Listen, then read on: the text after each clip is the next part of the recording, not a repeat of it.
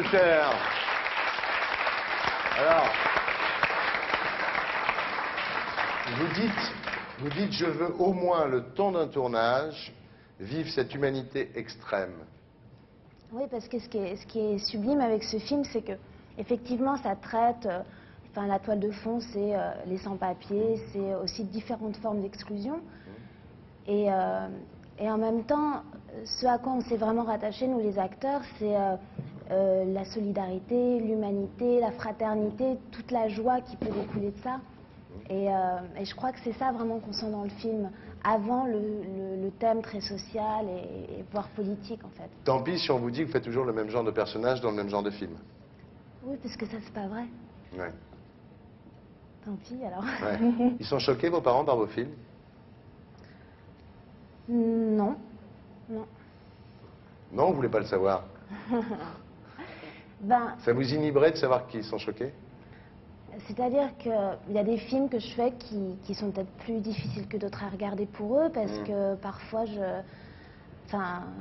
me retrouve dans des situations pas faciles, assez extrêmes au niveau de l'expression des émotions et des sentiments, et parfois, oui, ça peut évidemment les toucher. Moi, j'essaie de pas avoir conscience du regard qu'ils peuvent porter là-dessus, parce que après, ça devient pas très sain, Oui, c'est quoi. ça. Vous dites, mon corps, c'est mon outil de travail. Donc, vous n'avez pas de problème avec les scènes de nu, les scènes de sexe. Vous dites que c'est impudique quand les acteurs sont mal à l'aise. Mais tant qu'ils sont à l'aise, c'est pas impudique. Moi, je trouve, oui. Ouais. Je trouve, à partir du moment où... Enfin, par exemple, pour un film comme Too Much Flesh, qui traite vraiment de ça, à partir du moment où moi, j'étais en accord total avec le propos du film, et puis où j'avais moi aussi envie, comme Pascal et Jean-Marc, de raconter l'histoire de cette manière-là et de montrer la sexualité, la sensualité, le désir, l'excitation de cette manière-là, bah... Ouais, c'est y le a pas propos de du problème, film. voilà. Oui. On Sinon, peut pas y échapper, sinon on fait pas le sinon, film. je le ferai pas, Ouais. ouais.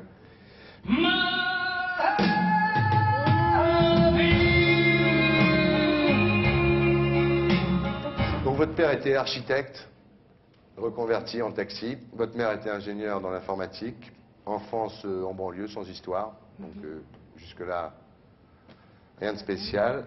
Après, vous commencez déjà assez jeune quand même à faire les Demoiselles de Rochefort, au Club Med, tout ça. Vous aviez quand même une âme un peu de ces enfants qui montent facilement sur les tables, Voilà, disons.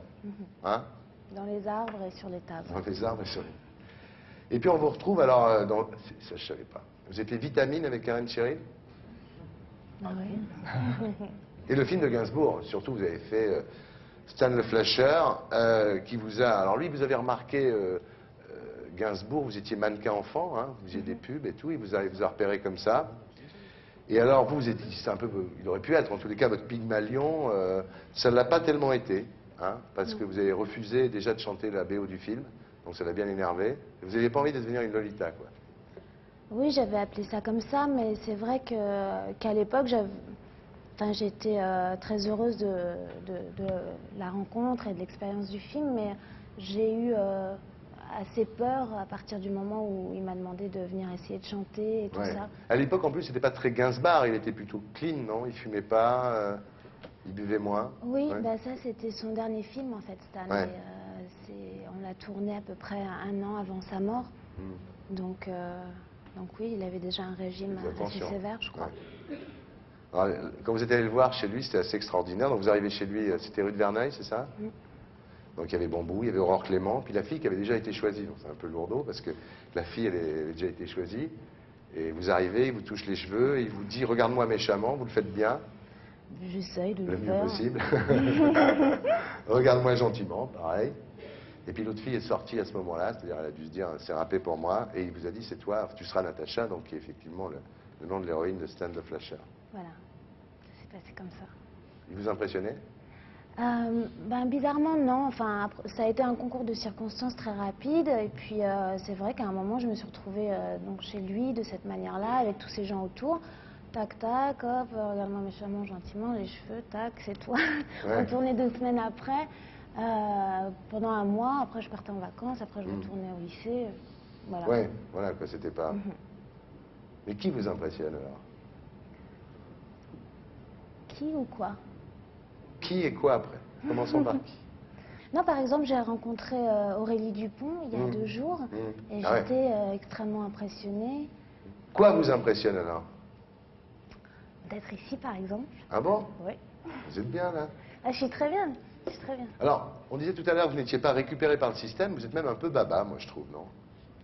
Non, mais c'est vrai, par exemple, vous êtes parti en Inde plusieurs mois, après les raisons du cœur, avec sac à dos, logement chez l'habitant, enfin vous avez tout dit. C'est bien, c'est une petite baba, quoi. Non, en Inde, je suis partie tourner un film là-bas. L'expérience du film n'était pas géniale et moi, ça me faisait chier de repartir de ce pays avec que cette expérience derrière moi.